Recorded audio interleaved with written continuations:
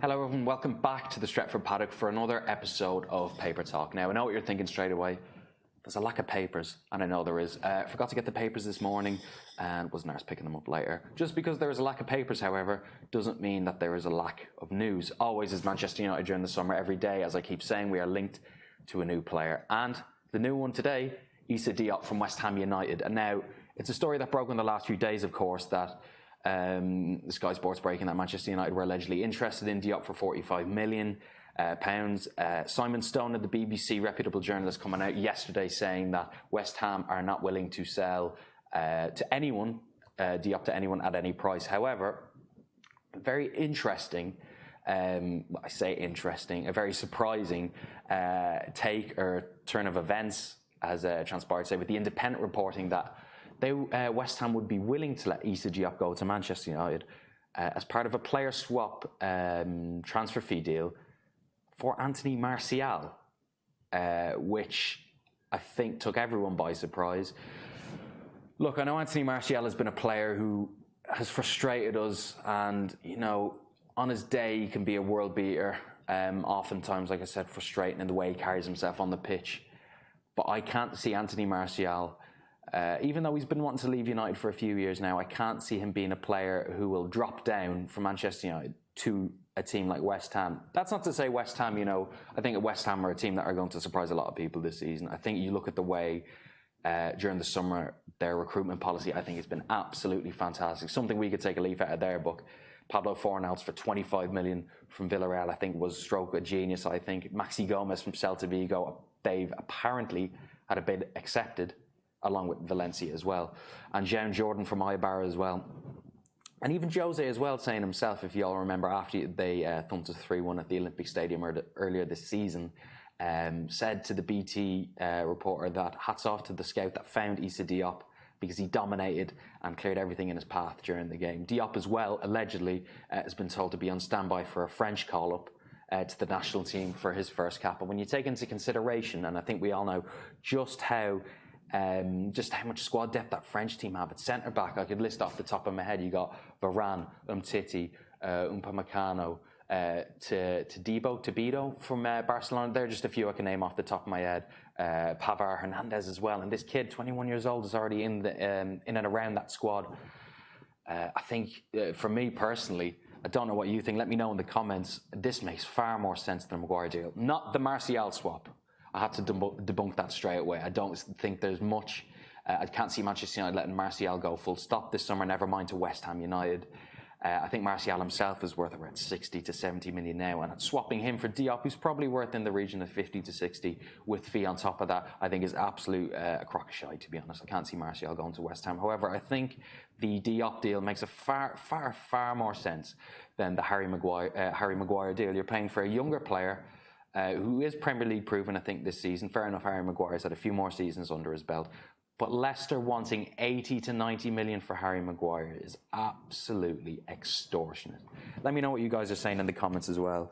A lot of people as well online saying, when we put up a tweet, also follow us at Stretford Paddock on Twitter. I have to plug that as well.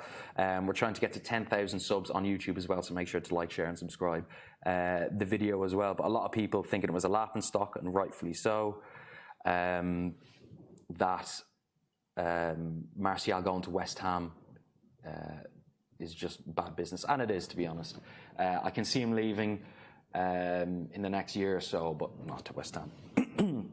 Another news as well, kind of one that took us all by surprise, and surprisingly has stayed below the radar, considering it's a player coming out and talking about Manchester United. That's Brazilian left winger Everton of Grêmio and Brazil. Actually scored an absolute cracker in the 3-0 win for Brazil against Bolivia in their first game of the Copa America. He's come out and said he'd love to give Europe a try. And he thinks Manchester United, this is him saying this as well, I'll tell you what he said now.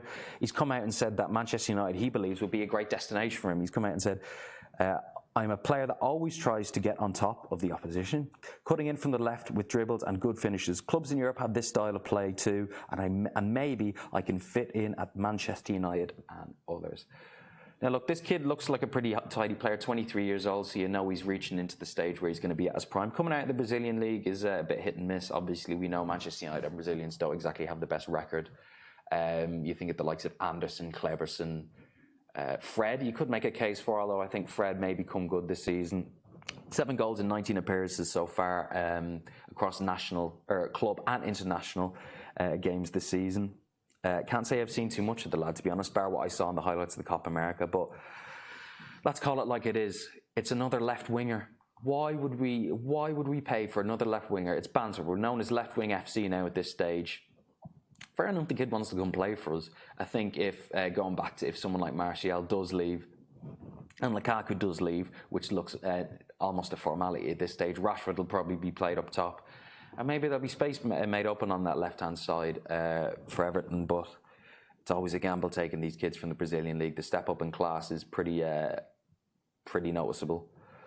Look at Cleberson, we signed back in 2002, Brazilian World Cup winner. He was a World Cup winner, and can any of us remember anything Cleberson did when he was at United? I can't.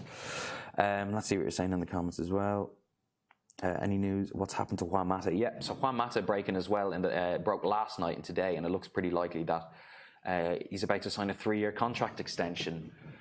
Despite being 31 years of age, it kind of leaves me... I don't know about this one, to be honest. Juan Mata, we all can't deny Juan Mata is a phenomenal professional and a great footballer as well. A lot of people saying he's too slow. That's fair enough. But I think Juan Mata is the perfect kind of player we need to play those 15 to 20 games a season. He's not going to be a starter every week on the team sheet. A couple of people as well making the point that this could hinder the progress of someone like Angel Gomez or Tahi Chong. I don't know how it hinders Tahi Chong, but that's what people are saying online. But someone like Angel Gomez, and I would agree to that, maybe, but Angel Gomez is not going to play every game this season. Juan Mata is not going to play every game this season.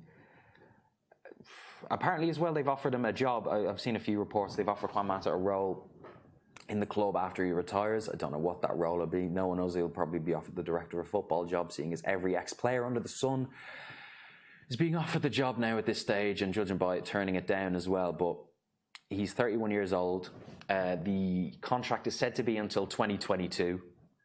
I think triggering a year contract extension makes sense to me, but not till 2022, till he's 33, 34. The only thing I can assume is we'll keep him on a deal till 2022, and maybe in a year or two, I can see him going back to Spain, maybe back to Valencia, the club he made his name for when he signed from Real Oviedo. Like I said, I don't hate the idea of keeping Juan Mata around. I think he's a good presence to have in the dressing room, but till 2022. I'm not too sure about that. Obviously, as well, something that we've been harping on about in every video, every day that we've uploaded, but we only report the news, and that's Aaron Wan-Bissaka again. More Wan-Bissaka news, and United, as day goes on, it's just becoming a frustrating affair with the Wan-Bissaka deal.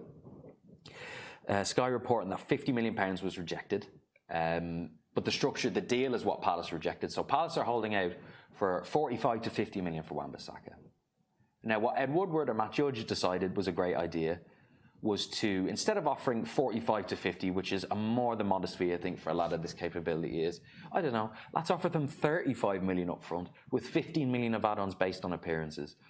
Palace turned around and said, nope, not having that, 50 million up front. And honestly, it's just starting to take the piss at this stage. Just look at the business Real Madrid are getting done now after the season they had, signing the likes of Ferland Mendy, Eden Hazard, of course, that young Rodrigo lad from Brazil, Eder Militao as well. They're just getting it done. They're getting it quick, and we're just prolonging this Wan-Bissaka issue. And apparently, as well, the MEN were reporting that United aren't going to conduct any more business until this Wan-Bissaka deal is finalised. So don't expect any other coming and goings, or maybe goings, but no more coming in at Manchester United until the Wan-Bissaka deal is announced. Let's see what you guys are saying in the comments. Ollie's saying we have to be ruthless and ambitious this summer. Jones signing a new contract, Smalling new contract, Young new contract, Mata new contract, one championship signing. Well done, Woodward. Yeah, it is frustrating to see these players getting offered contracts like Young, like Smalling, like Jones. The only thing I can imagine is that Ollie, hopefully, please God, I can't do another season of that back four. I really can't. But Ollie's going to turn them into bit part players who are going to play 15 to 20 games a season across all competitions. Obviously, with the Europa League, we're going to have to add much more depth in the squad because you're going to be playing more games midweek. Obviously, the Europa League.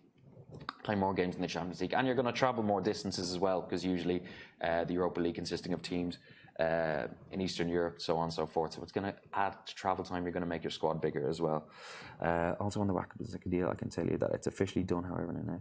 Yeah, to be honest, mate, it looks like it's pretty much set in stone. Mind you, we thought that with the likes of Paul Gascoigne and Alan Shearer, and look where that left us. But I'd expect that deal to be done in the next few days. Look, that's all for me today anyway. Make sure to like, share, and subscribe the video, guys. Drop your comments down below for suggestions on what you'd like to see on the next podcast, not in Paper Talk, on the next podcast. And we'll see you next time. Thanks a lot.